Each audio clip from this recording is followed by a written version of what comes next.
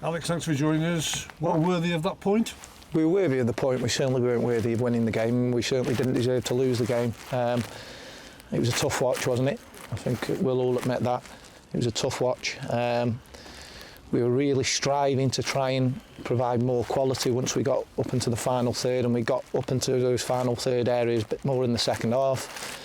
But we're just not catching fire up there, are we? Too much breakdown with the combinations. Players not showing as much belief as they need to show for us to succeed in that final third, because we've got some players on that pitch towards the end who are all technicians, who can all handle the football, but it's transferring that into games where it matters and not just leaving it out there on the training pitch. So as I say, I think we've seen within 90 minutes there today exactly what we are. We're a really organised, disciplined side. We've travelled away from home now 5 times and only lost once. But we're searching ever so hard to try and build more moves, and we had more of the ball today than the opposition considerably, but then that's all well and good. We've got to try and commit more bodies and combine better in the final third so that we're taking that possession and that territory into goals, and we didn't do it, and we never threatened to do it bar the odd opportunity in that second half. Positives, another clean sheet? Always, yeah, always. I mean, we've surpassed last year's record already, haven't we? Which everybody's pleased about.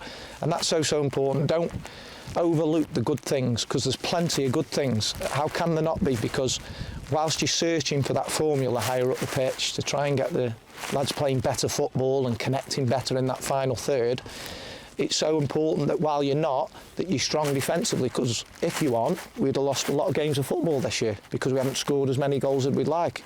But we've kept the points ticking over, and I know it's a difficult watch on occasions. I get that. I see what everyone else sees, but we're trying so hard to ensure that we can develop what we're missing out on that training pitch. It doesn't help, of course. We know all about Carlisle. We know all about Chris Long, but 24 hours ago you lose your top scorer and Courtney Baker-Richardson. Just bring us up to date. What's happened there? Yeah, we're hoping that's not too serious. We'll know more on Monday. It's an area of his body where he's had issues before, and he did it in an innocuous way, which is about right for us at the minute with injuries. He did it playing on his Xbox, I think. Just dropped his leg on the sofa and tweaked it, which about right, as I say. There's nothing we can do about that. He's going to have treatment tomorrow. He's had treatment today back at Reseath, and hopefully by Monday it's settled down. If it hasn't settled down by Monday, then that's not a good sign, because it would mean it needs scanning to see if it is a recurrence of what he's had previously in a couple of seasons at Newport. But yeah, going back, we've got players missing that you've reeled off that would make a difference, but they're not with us. So you get on with it and you keep on working with the lads who are currently fit and available. They're putting 90-95 minutes out there week in, week out, a lot of them.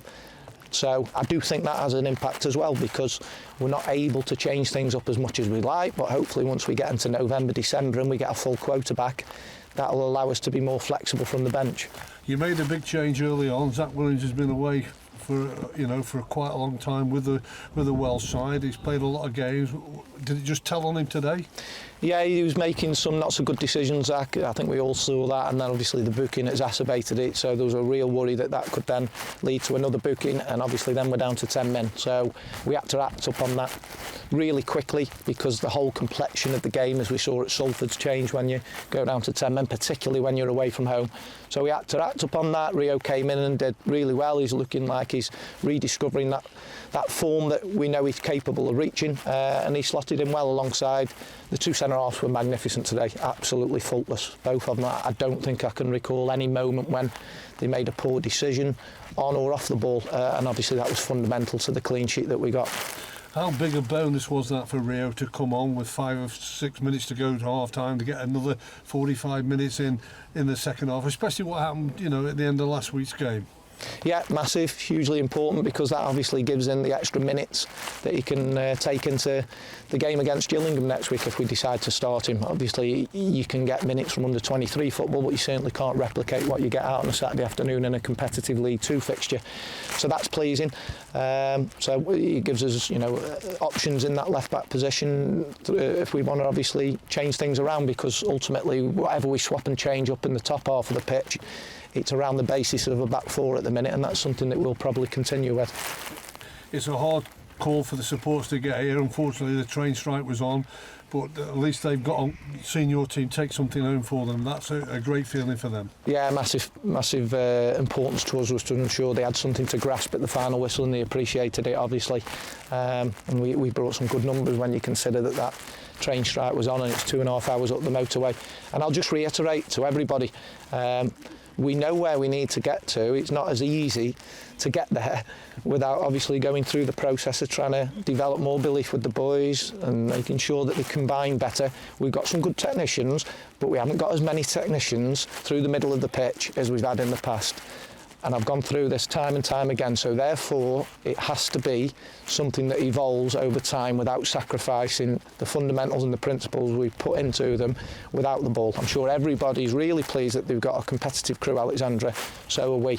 But I know being the manager of Crewe Alexandra is different to being the manager of 95% of other clubs in League Two. Winning games of football and being up there is enough, but here you have to do it and in a style of play, otherwise they still won't be happy, and that's not a criticism. I get that because I've been here 27 years, so it makes my job tougher.